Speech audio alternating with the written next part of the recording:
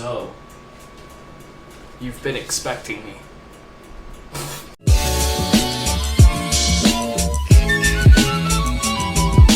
From the cosmos and beyond, it's your buddy Novasticious, and I'm finally back.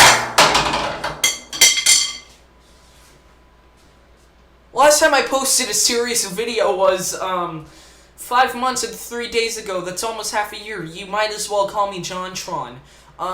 So I owe it to you guys to make a decently length video.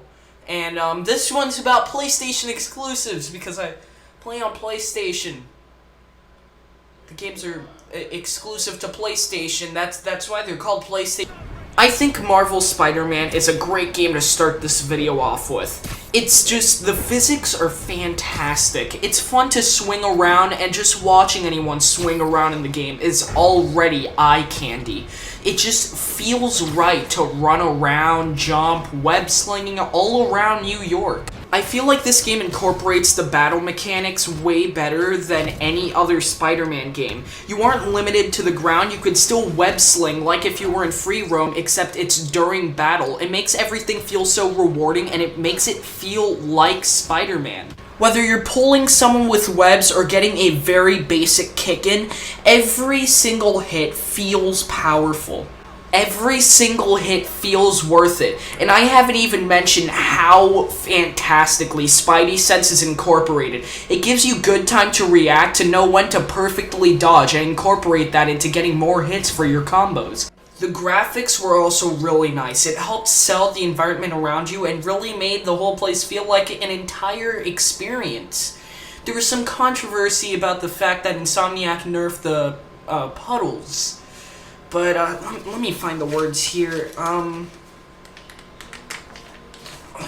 Here it is. Nobody cares. Next up, let's talk about God of War. It's another great game with even greater graphics. This title, I personally had a ton of fun playing. This is a game where the name of the game is to beat the crap out of people. And boy, do I love beating the crap out of people. Look at this. This is someone who just super died. It doesn't get better than that. In this game, you could also do puzzles with boy. But that's not what I want to do. I want to beat the crap out of everyone. The little guys, the big guys, the invincible little guys, the invincible big guys, the bosses, the mini-bosses, the mini-non-bosses. Just kill everyone. Why not? Let's stray away from the topic of modern-day games with great graphics and go to an older one, such as Uncharted 1. Uncharted is a platformer where you climb everything. If it's a surface, you can climb it, and this game finds a way to make it climbable. And I quite enjoy this game, but I do have to say, the suspense in this game is always the exact same thing. And to prove that it's always the exact same thing, I'm going to show you a video clip with my live reaction to a specific part in the game. Boy howdy, some scaffolding. I'm gonna call it right now, this thing is gonna start crumbling down. This looks safe. This looks safe, yeah. Even Nathan Drake believes me.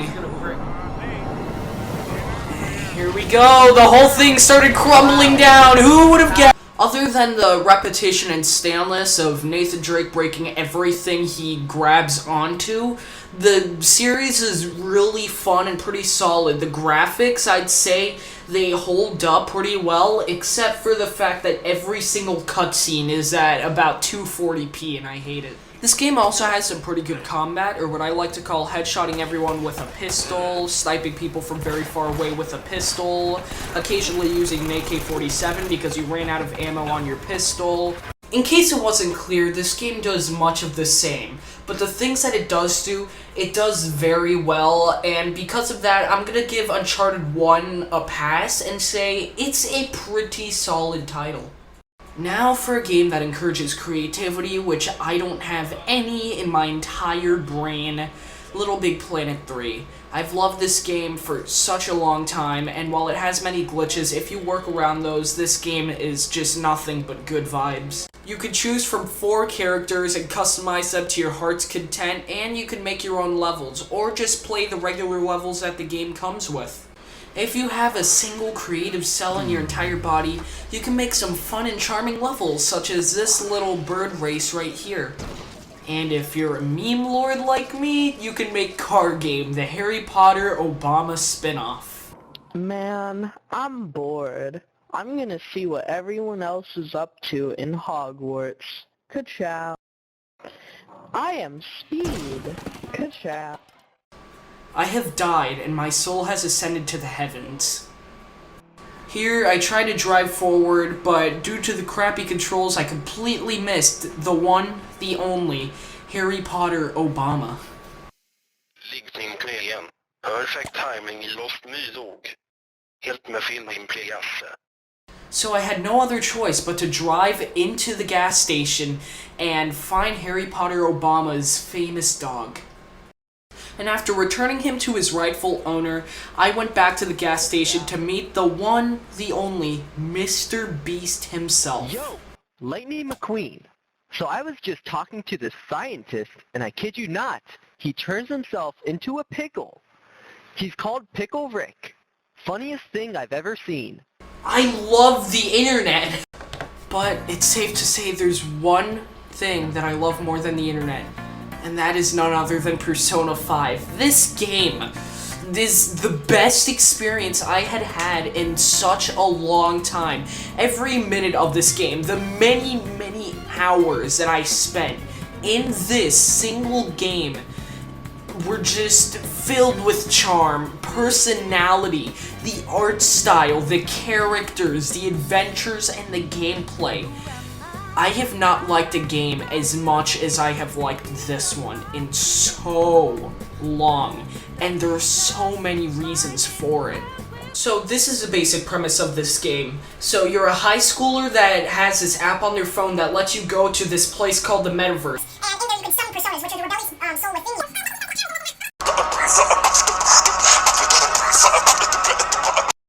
Trying to explain this game is like trying to explain Kingdom Hearts. You just don't. It's way too complicated to understand if you haven't played the series. There are two things that make this game so nice. It's the art style, from the menu to just the actual world around you, and on top of that, it's the gameplay. Whether you're in the metaverse or just hanging out with people in the real world, everything just somehow feels so fun. I could spend hours trying to build up a relationship with some good friend in the game, and it just feels rewarding despite being the simplest thing. Although some of that probably translates to the fact that I can't make a real friend if I wanted to. And on top of that, the soundtrack is amazing. Everyone has heard Last Surprise, but I think that song is overrated. Listen to this. It is amazing, and that's really all there is to it. This game is excelling in every single way possible, and it's no surprise that it got a second game. So honestly, I can't really say much more without spoiling too much, so I'm just going to leave it off at that. So, if you excuse me, I've got a certain something to do with a scientist who turns himself into a pickle.